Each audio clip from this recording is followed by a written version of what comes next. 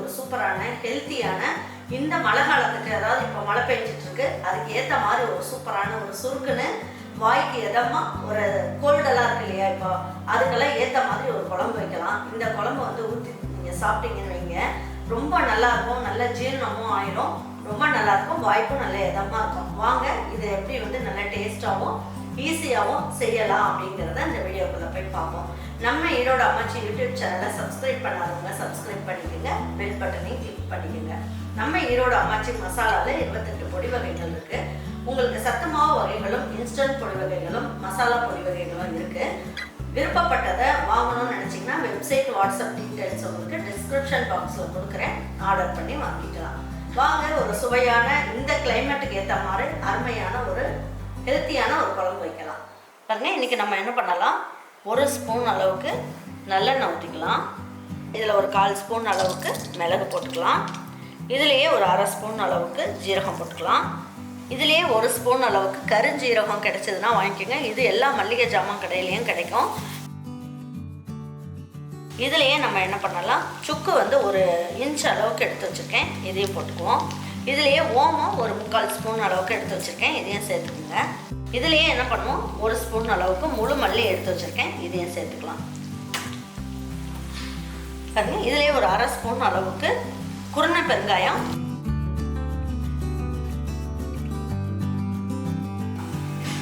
பாருங்க இதிலே ஒரு 2 இனுக்கு அளவுக்கு கருவேப்பிலை எடுத்து வச்சுருக்கேன். இந்த கருவேப்பிலையும் உருவி இதிலே போட்டுக்குவோம், நல்லா வதக்கிக்கலாம்.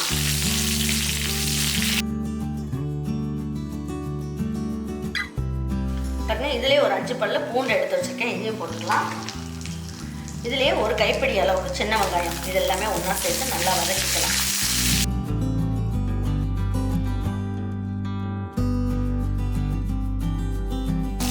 இப்போ நல்லா வதக்கியாச்சு. இப்போ இதை எடுத்து ஒரு மிக்ஸி ஜாருக்கு மாற்றிக்கலாம். ஸ்டவ் ஆஃப் பண்ணிடுவோம்.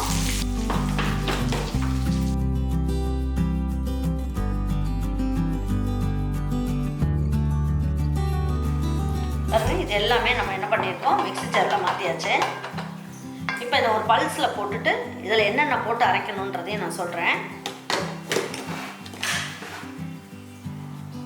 பாருங்க, இந்த அளவுக்கு நல்லா நைஸாக அரைச்சிருச்சு. இந்த மாதிரி அரைச்சதுக்கு அப்புறமா நம்ம என்ன பண்ணலாம், ஒரு 1/4 மூடி அளவுக்கு தேங்காய்,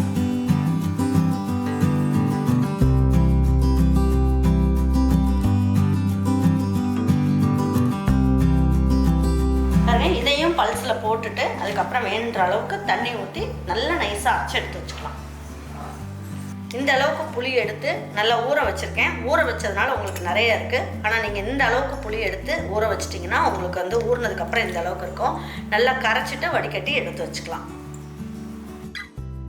பாருங்க, இப்போ நம்ம குழம்பு வைக்கிறதுக்கு ஒரு 4 டேபிள் ஸ்பூன் அளவுக்கு நல்லெண்ணெய் இல்லைன்னா கடலெண்ணெய் எது வேணாலும் ஊற்றிக்கிங்க. பாருங்க, எண்ணெய் நல்லா காஞ்சிருச்சு. இதில் வந்து ஒரு 1/4 ஸ்பூன் அளவுக்கு வெந்தயம் போட்டுக்கலாம். இதுலேயே வந்து 3/4 ஸ்பூன் அளவுக்கு கடுகு போட்டுக்குவோம்.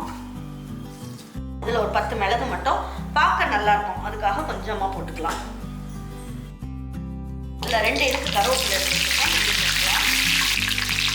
இதில் வந்து நான் என்ன பண்ணியிருக்கேன், ஒரு 10 to 15 பூண்டு எடுத்து வச்சுருக்கேன், முழுசாகவே போட்டு தாளிச்சிக்கலாம். சின்ன வெங்காயமும் பார்த்திங்கன்னா ஒரு 20 சின்ன வெங்காயம் போட்டுக்கோங்க. இது எல்லாமே வந்து சாப்பிட்றதுக்கு நல்லாயிருக்கும், எடுத்து சாப்பிட்றதுக்கு நல்லாயிருக்கும்.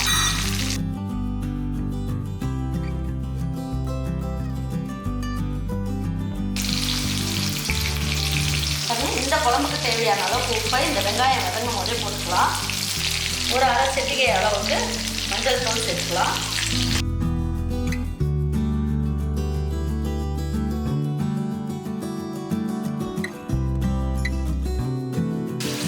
வெங்காயமும் பூண்டும் இந்த அளவுக்கு வதங்கிடுச்சு. வதங்கினதுக்கப்புறம் நான் என்ன பண்ணியிருக்கேன், 3 தக்காளி எடுத்து நல்லா பேஸ்ட் மாதிரி அரைச்சி வச்சுருக்கேன். தண்ணியெலாம் எதுவும் சேர்க்கலை, தக்காளி மட்டும் அரைச்சி வச்சுருக்கேன். இதையும் ஊற்றிக்கலாம்.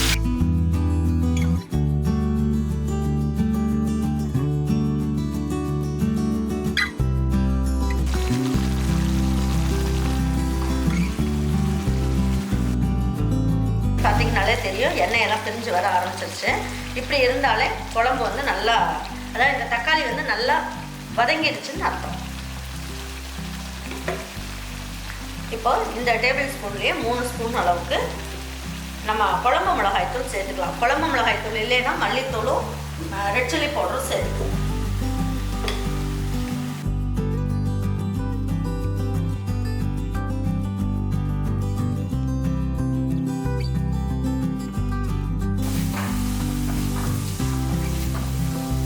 இதையும் வதக்கியாச்சு. இப்போ என்ன பண்ணலாம், இதோட பச்சை வாசமும் வேகும். இப்போ அரைச்சி வச்சுருக்கோம் இல்லையா, இந்த விழுதையும் இதில் சேர்த்துடலாம்.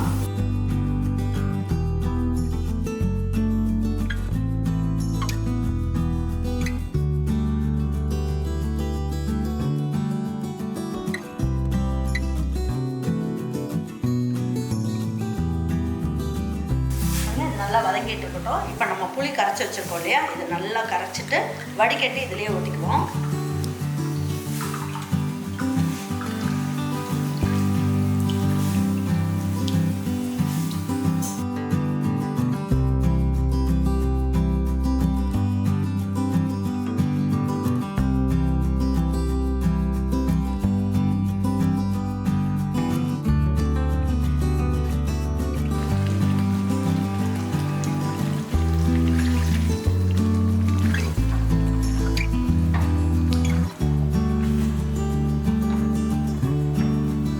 குழம்பு வந்து இன்னும் கொதிக்கவே ஆரம்பிக்கல, இந்த அளவுக்கு திக்காக இருக்குது. அதனால் இன்னும் கொஞ்சம் தண்ணி சேர்த்துக்கலாம். இந்த அளவுக்கு தண்ணி சேர்த்துக்கலாம்.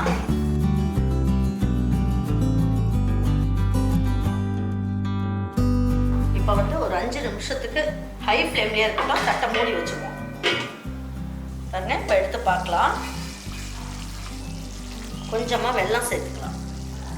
இந்த அளவுக்கு வெல்லம் சேர்த்துக்கலாம், அதாவது ஒரு 1/2 ஸ்பூன் அளவுக்கு கட்டி வெல்லம் சேர்த்துக்கலாம்.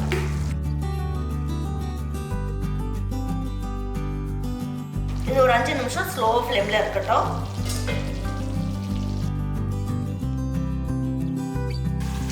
பாருங்க, இப்போ எடுத்து பார்க்கலாம். குழம்பு பாருங்க என்ன சூப்பராக இருக்குன்ட்டு.